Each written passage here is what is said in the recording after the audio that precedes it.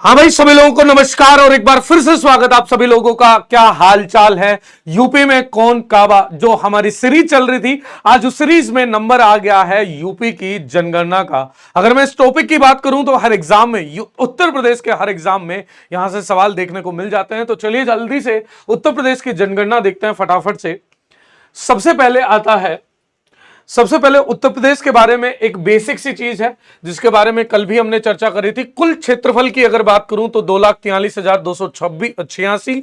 अगर लिंग अनुपात की बात करूं तो 912। 75 कुल जिले हैं, 80 डिपार्टमेंट हैं। और यदि मैं बात करूं जनघनत्व की तो 829 है। और टोटल जनसंख्या की अगर बात करें तो 24 करोड़ है।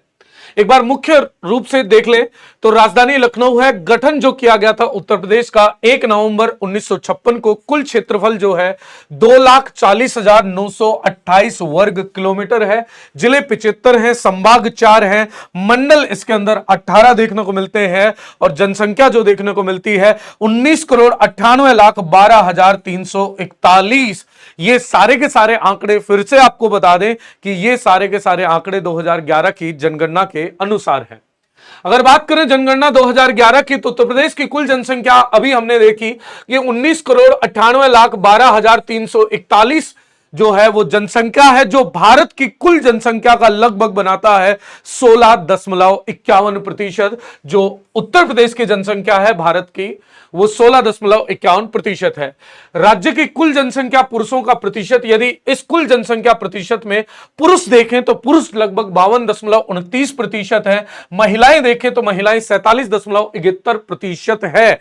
याद रखिएगा, कुल पुरुष जनसंख्या 52.29% और कुल जनसंख्या महिलाओं का प्रतिशत 47.1%। अगर मैं बात करूं ग्रामीण जनसंख्या की तो उत्तर प्रदेश गांवों का एक राज्य है, तो 77.73% जनसंख्या यहां पर ग्रामीण इलाकों में आपको देखने को मिल जाएगी मेरे प्यारे साथियों। और याद रखिएगा, अगर मैं बात करूं नगरीय जनसंख्या की तो ग्रामीण जनसंख्या लगभग 77.73% है। तो भाई ग्रामीण जनसंख्या शहरी जनसंख्या कितनी होगी? 82.27%, 22.27%। यदि सर्वाधिक जनसंख्या वाले जिले देखें तो सर्वाधिक जनसंख्या देखने को मिलती है प्रयागराज में। पहला स्थान है प्रयागराज का, दूसरा स्थान है मुरादाबाद का और तीसरा स्थान है गाजियाबाद का। तो याद रखिएगा, कुल जनसंख्या की दृष्टि से सर्वाधिक जनसंख्या आपको मिलती है प्रयागराज में, दूसरा स्थान मुरादाबाद का है और तीसरा स्थान आपका गाजियाबाद का है। न्यूनतम जनसंख्या वाले जिलों की अगर मैं बात करूं तो सबसे कम जनसंख्या महोबा पे है, उसके बाद चित्रकूट में और उसके बाद हमीरपुर में। सबसे कम महोबा, फिर चित्रकूट और फिर हमीरपुर। याद रखिएगा इस क्रोनोलॉजी को। यदि मैं बात करूं कुल पुरुष प्रतिशत की 52.29%, महिला प्रतिशत 47.71% और कुल ग्रामीण जनसंख्या 77.73%, नगरीय जनसंख्या 22.27% जनसंख्या देखने को मिलती है। जनसंख्या घनत्व की अगर मैं बात करूं तो जनसंख्या घनत्व 829 व्यक्ति प्रति वर्ग किलोमीटर में है। मतलब एक वर्ग किलोमीटर का एरिया बनाया जाए तो उसमें कितने लोग हैं? 829 उत्तर प्रदेश में देखने को मिलते हैं।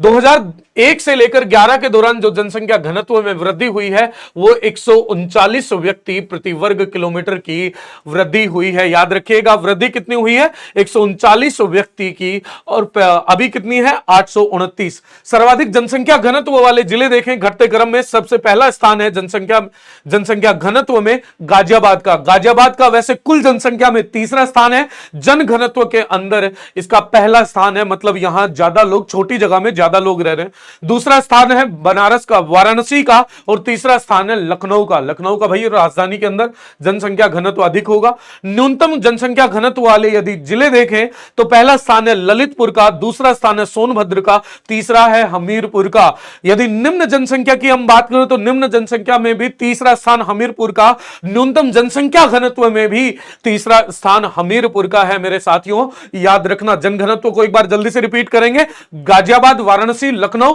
कम में देखें न्यूनतम जनसंख्या घनत्व ललितपुर, सोनभद्र और हमीरपुर। इसके बाद आ जाते हैं लिंगानुपात, मतलब पुरुषों के तुलना में महिलाएं कितनी हैं। तो उत्तर प्रदेश का औसत लिंगानुपात 2011 की जनगणना के अनुसार 912 है।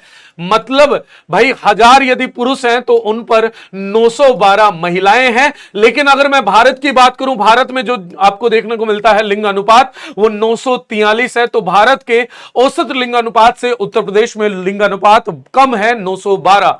लिंग अनुपात में वृद्धि कितनी हुई? 2001 से लेकर 11 तक 14 अंकों की वृद्धि हुई। सर्वाधिक लिंग अनुपात वाले जिले की अगर मैं बात करूं तो जौनपुर में 1000 पुरुषों पर 1024 महिलाएं, 1000 पुरुषों पर आजमगढ़ में 1019 महिलाएं और 1000 पुरुषों पर देवरिया में 1017 महिलाएं। सर्वाधिक लिंग अनुपात जौनपुर के अंदर, और फिर दूसरा स्थान आजमगढ़ का, फिर स्थान देवरिया का। जाड, याद रखना, जाड, जौनपुर, आजमगढ़ और देवरिया। जौनपुर, आजमगढ़, देवरिया सर्वाधिक लिंग अनुपात। यदि न्यूनतम लिंग अनुपात जिलों की अगर मैं बात करूं, बढ़ते क्रम में सबसे कम जो मिलते हैं गौतम बुद्ध नगर में। गौतम बुद्ध नगर में सर्वाधिक मतलब सबसे कम न्यूनतम लिंग अनुपात देखने को मिलता है।